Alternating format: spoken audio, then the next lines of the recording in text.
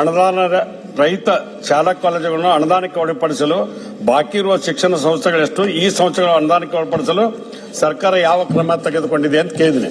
ಅದಕ್ಕೆ ಉತ್ತರವನ್ನು ಸುದೀರ್ಘವಾಗಿ ಕೊಟ್ಟಿದ್ದಾರೆ. ಮಾನ್ಯ ಶಿಕ್ಷಣ ಸಚಿವರು ಹೊಸದಾಗಿ ಕೆಪಿಎಸ್ಸಿ ಶಾಲೆಗಳನ್ನ ತೆಗೆಯೋದ್ರ ಮೂಲಕ ರಾಜ್ಯಕ್ಕೆ ಒಂದು ಹೊಸತನವನ್ನು ತೆಗೆಯಾಕಿದ್ದಾರೆ. ನಾವೆಲ್ಲ ಉತ್ತರ ಕರ್ನಾಟಕದವರು ಹಿಂದೆ ಸ್ವಾಮಿಗಳು ಮತ್ತೆಲ್ಲರೂ ಕೂಡಿ ಶಿಕ್ಷಣ ಸಂಸ್ಥೆಯನ್ನು ತೆಗೆದಕ್ಕೆ ನಾವೆಲ್ಲ ಕಲ್ತು ಇವತ್ತು ಬಂದು ಇಲ್ಲಿ MLAಗಳಾಗಿವೆ. ಅದೇ ರೀತಿಯಾಗಿ BID ಸಂಸ್ಥೆ ಇರ್ಬೋದು, KL ಇರ್ಬೋದು, ಅಂತ ದೊಡ್ಡ ದೊಡ್ಡ ಸಂಸ್ಥೆಗಳ ಜೊತೆ ಸಣ್ಣ ಸಣ್ಣ ಸಂಘ ಸಂಸ್ಥೆಗಳು ಕೂಡ ಶಿಕ್ಷಣ ಸಂಸ್ಥೆಯನ್ನು ತೆಗೆದ್ರು.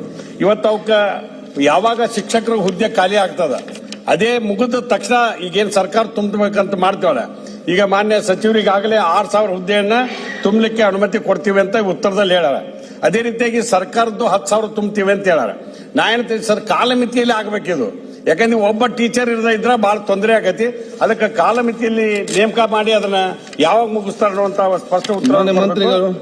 ಆಮೇಲೆ 2020ವರೆಗೆ ಅಂದ್ರೆ ಸರ್ 2025ವರೆಗೆ ಆನ್ಲೈನ್ ಮೂಲಕ ತುಂಬ್ತೀವಿ ಅಂತ ಹೇಳಿ ಈ ಪ್ರಕ್ರಿಯೆಯನ್ನು ಬಹಳ ಶೀಘ್ರ ಮಾಡಬೇಕು. ಹೈಸ್ಕೂಲು ಮತ್ತು PU ಕಾಲೇಜ್ ಟೀಚರ್ಸ್ ಇಲ್ಲದಕ್ಕೆ ಏಡೆಡ್ ಶಾಲೆಗಳು ಕೂಡ ತೊಂದರೆ ಆಗ್ತದೆ. ಅದಕ್ಕೆ ಹುದ್ದೆ ಯಾವಾಗ ಖಾಲಿ ಆಗೈತಿ, ಈಗ ಹೆಂಗ್ ಸರ್ಕಾರ ತುಂಬ್ತೇವೆ ಅದೇ ಮಾದರಿಯಲ್ಲಿ ಖಾಸಗಿ ಅನುದಾನಿತ ರೈತ ಏಡೆಡ್ ಸಂಸ್ಥೆಗಳಲ್ಲಿ ಕೂಡ ತುಂಬತಕ್ಕಂಥ ಪ್ರಯತ್ನವನ್ನ ತಾವು ಮಾಡ್ಬೇಕನ್ನುವಂತ ಮಾತನ್ನ ಹೇಳಿ, ಶಾಲಾ ಶಿಕ್ಷಣ ವ್ಯವಸ್ಥೆಯಲ್ಲಿ ನೀವು ಏನು ಹೊಸ ಸುಧಾರಣೆ ತರಕತ್ತೀರಿ, ತಮಗೆ ಅಭಿನಂದನೆ ಹೇಳ್ತೇನೆ. ಅದಕ್ಕೂ ಕೂಡ ಖಾಸಗಿ ಶಿಕ್ಷಣ ಸಂಸ್ಥೆಗಳ ಬಗ್ಗೆ ಕೂಡ ವಿಶೇಷ ಕಾಳಜಿಯನ್ನು ವಹಿಸಬೇಕಂತ ಆ ಭಾಗದ ಶಿಕ್ಷಣ ಸಂಸ್ಥೆಗಳ ಪರವಾಗಿ ಮನವಿಯನ್ನ ಮಾಡ್ತೇವೆ. ಮಾನ್ಯ ಅಧ್ಯಕ್ಷ, ಏನ್ ಕೋಲ್ ರೆಡ್ಡಿ ಅವರು ಕೇಳ್ತಾ ಇದ್ದಾರೆ ಕಾಲಮಿತಿಯಲ್ಲಿ ಮಾಡಬೇಕು ಅಂತ ಹೇಳಿ. ಈಗಾಗಲೇ ನಾವು ಪ್ರಕ್ರಿಯೆನ ಶುರು ಮಾಡ್ಕೊಂಡಿದೀವಿ. ನನ್ನ ಸಭೆಗೂ ಕೂಡ ಒಂದು ಮಾತನ್ನ ಹೇಳಲಿಕ್ಕೆ ಇಷ್ಟಪಡ್ತೀನಿ. 2016ರಿಂದ 20ವರೆಗೂ, 16ರಿಂದ 25ವರೆಗೂ ಅಲ್ಲ, 16ರಿಂದ 20ವರೆಗೂ ನಾವು ಈಗಾಗಲೇ ಕಾಲ್ ಫಾರ್ಮ್ ಮಾಡಿದೀವಿ. ಅದನ್ನ ಪ್ರಕ್ರಿಯೆಯನ್ನು ನಾವು ಶುರು ಮಾಡಿದೀವಿ. ಆದ್ರೆ ಈ ನೆಕ್ಸ್ಟ್ ಅಕಾಡೆಮಿಕ್ ಇಯರ್ ಶುರು ಆಗಷ್ಟಕ್ಕೆ ಜೂನ್ 1ನೇ ತಾರೀಕು ಒಳಗೆ ಶಿಕ್ಷಕರು ಪಾಠ ಹೇಳ್ಕೊಡ್ತಕ್ಕಂಥ ವ್ಯವಸ್ಥೆಯನ್ನ ಸರ್ಕಾರಿ ಶಾಲೆಯಲ್ಲೂ ಕೂಡ ನಾವು ಮಾಡ್ತೀವಿ. 10,000 ಚಿಲ್ಡ್ರೆ ನಾವೇನ್ ಕಾಲ್ ಫಾರ್ ಮಾಡಿದೀವಿ ಅದು TETನೂ ಕೂಡ ನಡೆದೋಗಿದೆ.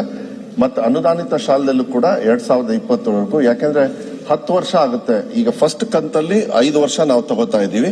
ಮತ್ತೆ ಮಾನ್ಯ ಮುಖ್ಯಮಂತ್ರಿಗಳಿಗೆ ನಾವು ಮನವಿಯನ್ನ ಮಾಡಿದ್ದೀನಿ. ಯಾಕೆಂದ್ರೆ ಹೋದ್ ಬಜೆಟ್ ಅಲ್ಲೇ ನಾವು ಅನೌನ್ಸ್ ಮಾಡಿದ್ವಿ.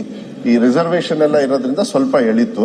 ಆದ್ರೂ ಕೂಡ ನಾನು ವಿಶ್ವಾಸ ಕೊಡ್ಲಿಕ್ಕೆ ಇಷ್ಟಪಡ್ತೀನಿ. ನೆಕ್ಸ್ಟ್ ಅಕಾಡೆಮಿಕ್ ಇಯರ್ ಒಳಗೆ ಅದನ್ನು ತುಂಬತಕ್ಕಂಥ ವ್ಯವಸ್ಥೆಯನ್ನ ನಾನು ಮಾಡ್ಲಿಕ್ಕೆ ನಾನು 100ಕ್ಕೆ 100 ವಿಶ್ವಾಸವನ್ನು ಕೂಡ ನಾನು ಕೊಡ್ಲಿಕ್ಕೆ ಇಷ್ಟಪಡ್ತೀನಿ.